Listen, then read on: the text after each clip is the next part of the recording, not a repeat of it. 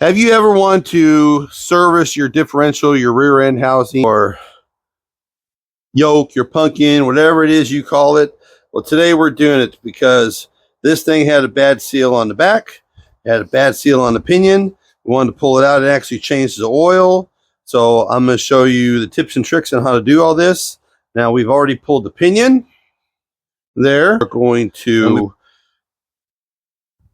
new seal, new gasket, new differential oil, grease, grime, what do you want to call it? Gear oil. This is what a open differential looks like. This is just a one-wheel wonder because it doesn't have any clutch packs in there. It just has the spider gears, and they're all pretty clean. We're letting it drain.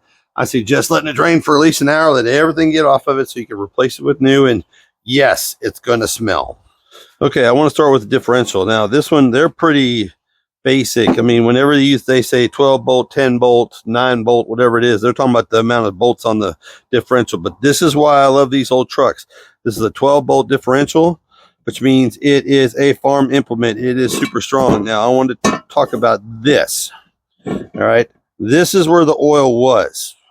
This is where the oil wasn't. When they made these back in the day, they didn't put any coatings. This is just metal on metal. So I know that differential had been sitting for a while because of the rust line. I've already buffed some of this out. I ain't done yet, but I mean, I just want to show it to you before I get rid of it. But that's the way it was sitting in the truck like this. And that's where the oil was. So it wasn't leaking any oil, which means our seals are pretty good on the axles, which means we ain't got to worry about that. But we need to bust the rest of the gasket material off, get that rust out, clean the back, give it a paint job. But okay, and while we're here, we're swapping out the differential, the seal, and this seal is just like any other seal on the transmission, on differential. They're just a tap in. You can take a screwdriver and pull them out, or use a seal puller and pull it. But it's just a simple slip in, tap it in seal for that yoke, and then a nut and a washer just for that yoke. And this seal was here like this on this pinion. So we're going to take this seal to the store with us to make sure we get the right one, which is as a parts specialist, he's actually accredited now as a parts specialist. What's the one best thing you can do when you go to the parts store? Bring a sample. Bring a sample. Okay, well, the differential is painted, and that's your part number right there. Okay, there's only one way for it to go on, and because all the holes got to line up because it's a 12 bolt. It's specific of how it goes, and so we'll just silicone this, and then we'll put it back on with. Okay, and this is how she should look when she's siliconed up, and so we got our bolts and we got our pan. We're gonna put it on. Okay, so basically cleaned it out, scraped clean the gasket side of this, and scrape the housing, oops, sorry. You know, like I talk about my little short little stubbies. There's 12 of them. Don't lose them, because you will pay dearly for one of those. Anyways, I didn't realize how much paint that's going to shine like a diamond in a goat's ass on that dirty old differential. I guess we're going to have to clean that too. Anyway, the way I always thought about these is just do them just like you would if it was a 12-point wheel. You just kind of crisscross across. Just kind of crisscross across as you're tightening. And I'm sure out there in the world, there are some inch, foot, pounds, blah, blah, blah, this, and that. We ain't doing all that. We're just tightening them down.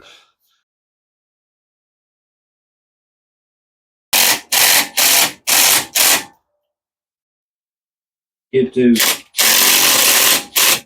Give two.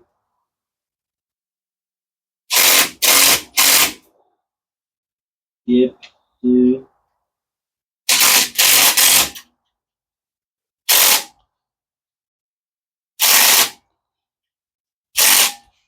There you go.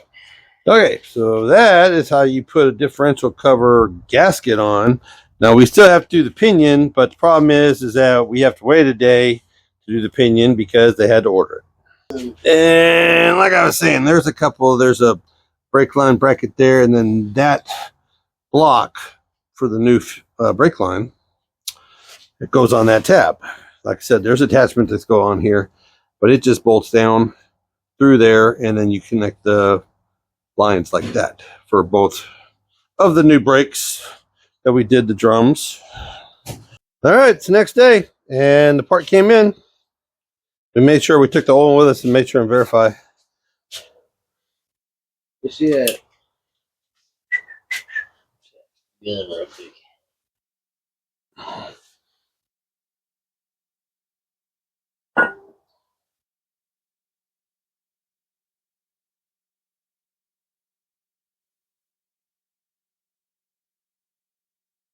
Yeah.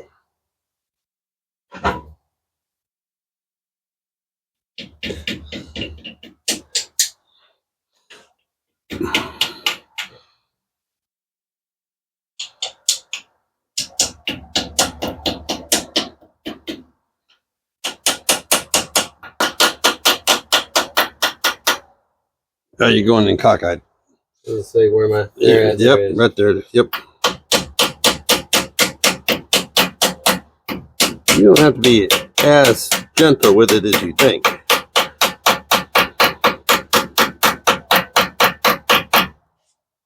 Now she's solid.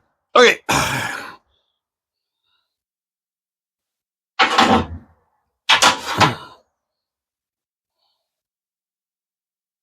There's a specific way it goes on. There's one key that you just got to find it. There you go. Yep. And then that's going to be the side that goes, the shiny side with the little gear pieces on it like that. That's going to be going into the, that's going to be not showing. The shiny side will be showing. Towards the gear teeth. Yep, towards the gear teeth.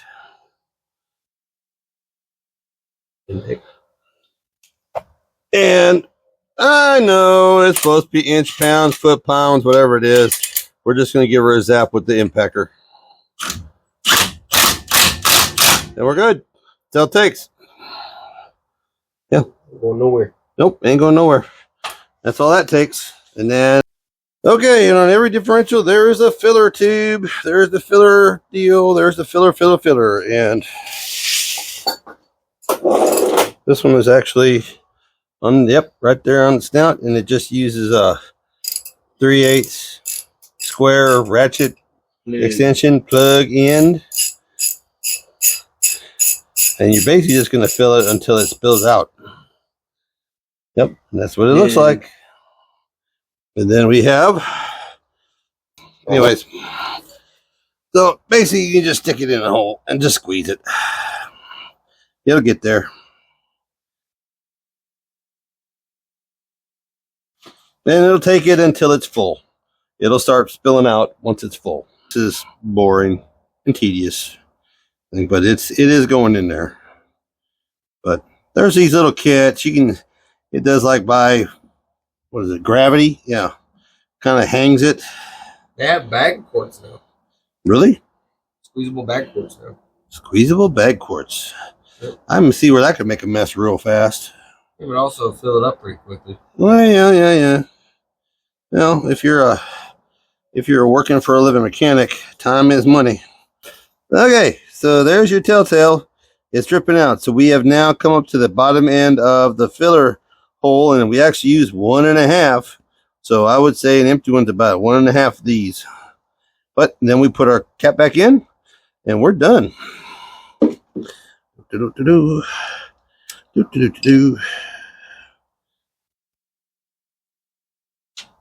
Oh, my fingers are all greasy. There we go.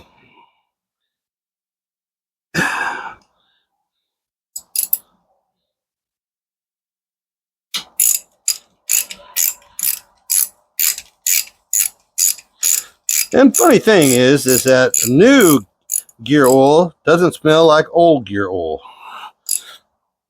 It smells like gear oil. Still smells like gear oil, but doesn't smell like old, nasty gear oil. This is how you get a hold of the rear tranny seal. You just hook in behind it, and it'll lift it right out, just like that. I got the ick on me.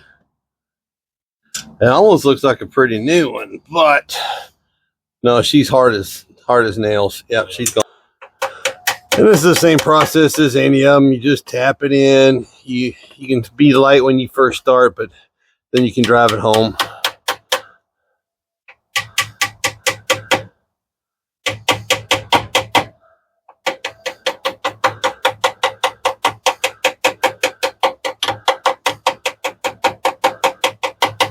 There you go. All right. And that's how you do the rear tranny seal. And all right, now here's a very, very important part. Is those caps are on there just loosely. We had tape on them. We took them off. But always run some tape around your caps to make sure they don't lose them. And the reason he hasn't greased it yet, because if you try to put grease in those caps, the caps will pop off and then all your needle bearings will fall out. All right, so Thank God this isn't a one-ton drive shaft. no, that's true too. One-ton drive shafts are pretty beefy. And then you just slip it in just like that. You just find wherever it'll engage. Yep, and in it goes. You just push it up as far as it'll go because you need a little bit of space for back here on this, and basically you just try to get the. I can't remember. Is it in neutral? Yeah. Is it letting you spin it? Yeah, I spun it. Okay. Now we'll go. Put on the crossbar. No, there it went. Jesus. So I say that seal's tight. Yeah. Yeah, it is. All right. Then we got it set in the saddle. Nice and smooth like that. And then we have our Ziploc bag full of goodies for straps and bolts, which will be 7/16 fine threads on the saddles.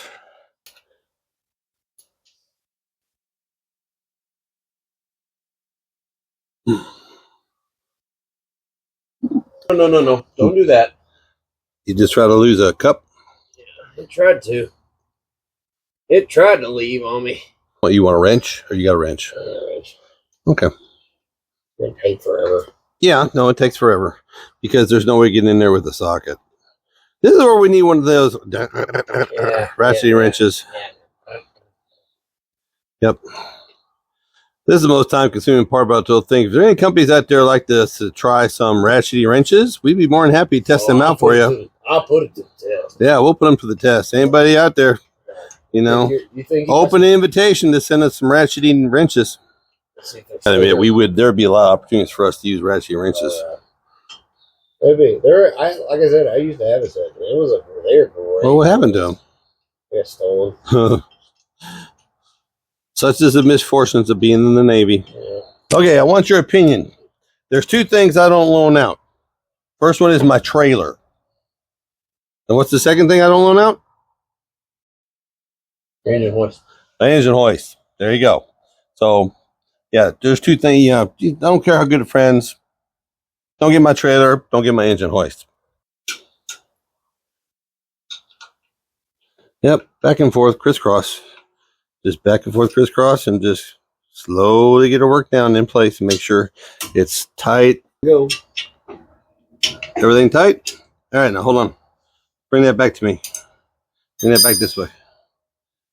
Or either way, doesn't matter, because I want to see one of the cups, so I want to show what it's supposed to look like when it's seated. All right, now that's what it should look like when it's seated. Just like that. It should be in there nice. The strap should be flat. And you are good to go. Tighten down. You have now just installed a drive shaft. Have you ever want to know how to change your transmission filter? Well, today we're going to show you how. Show you some tips and tricks. Make it where you don't make such a mess. And save yourself some money by doing it yourself. So let's get to it. All right, today what are we doing? We're changing our transmission pan, gasket, and filter. So we are in the unique position of having a basically drained transmission. Now, what I would love to have had would be a drain bolt in it. I would have loved for that to be like that, but apparently we don't have that in this one. Had one in the last one. Could actually order a pan with a drain tube in it, but we're gonna, for this purposes, no, we're just gonna clean this one up and put it back. But how you work this is you work from the front to the back, and you leave these two back in the back here. leave them semi-loose. That way the pan will drop. If the fluid will flow out into the catch can, and that way you're not trying to hold the pan up while you're unbolting. You're good. And you can see there's a little bit already coming.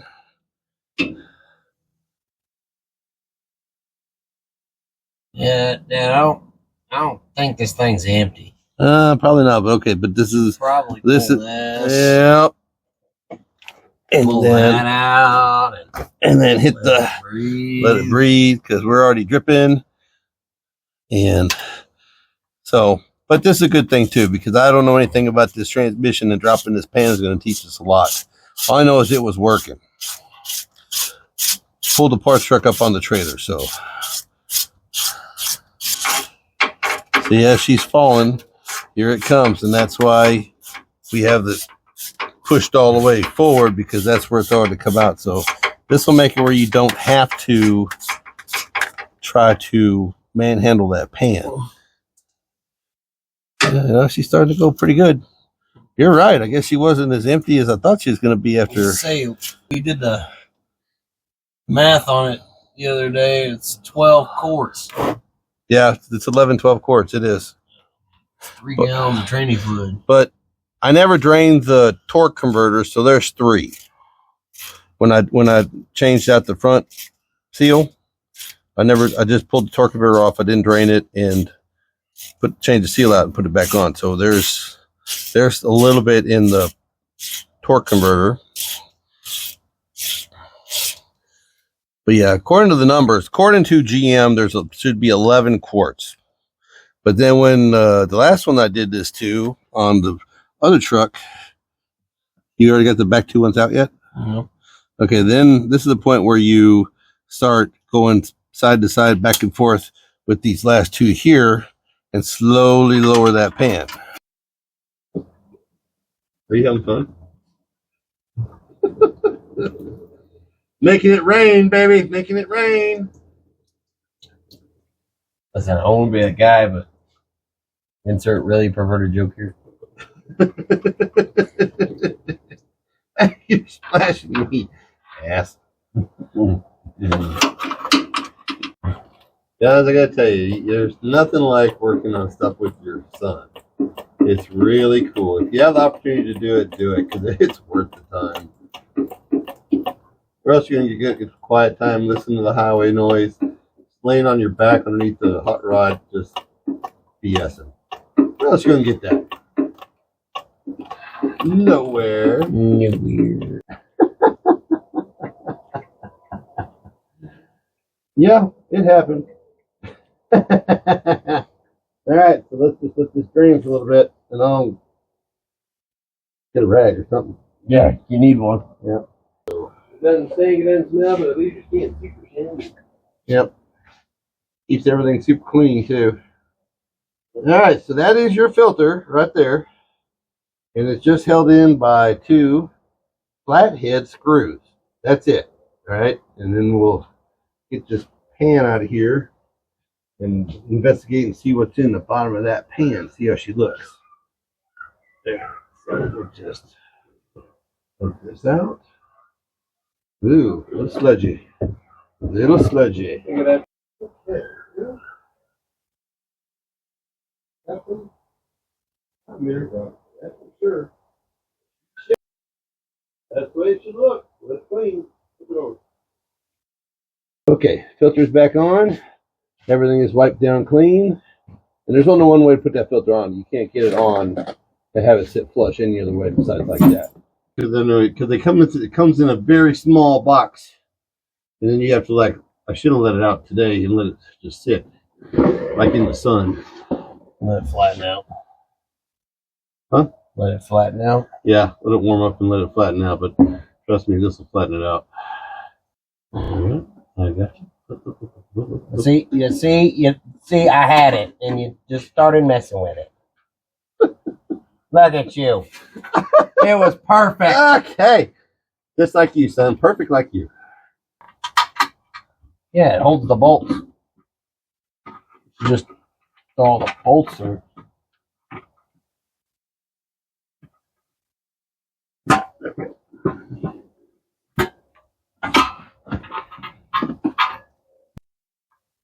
It's always easier in a Chevy car. Because in a Chevy car, this cross member is back here, and it's got a ledge on it that the tranny mounts to and gives you plenty of space. But in this situation, we ain't got that luxury. And that is basically designed that way because of towing capacity. The closer you can get the mounts, the less torquage you have of stuff. Here. Crisscross. Yeah. Crisscross the first couple. And I've got a couple loose ones up here on your side. Yeah. I know, I didn't have the difficult ones in the back. You crack me up, son. It's like, I don't know. Why would you want to work with anybody else but your own family? I mean, you can. Oh, there's some families that cannot work together. You guys tell me in the comments down below.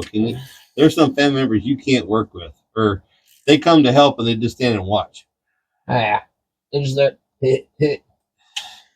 What the hell is that? It's talking. It's my clickety click clack.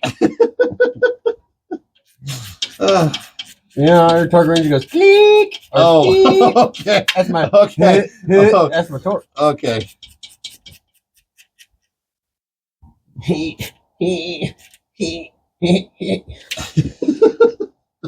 Okay. You gotta make noises when you work on cars, you know. Click. See? Well, now you got me doing it. Click. Click. Click. Beep. Come on, baby. What's up? Click. Click. Smart ass. Pictureless. It is. All right, we're good. Yeah. And all that's left is just adding fluid. Come over there. Yeah, I'm having a good time. Are you having a good time? I'm having a good time.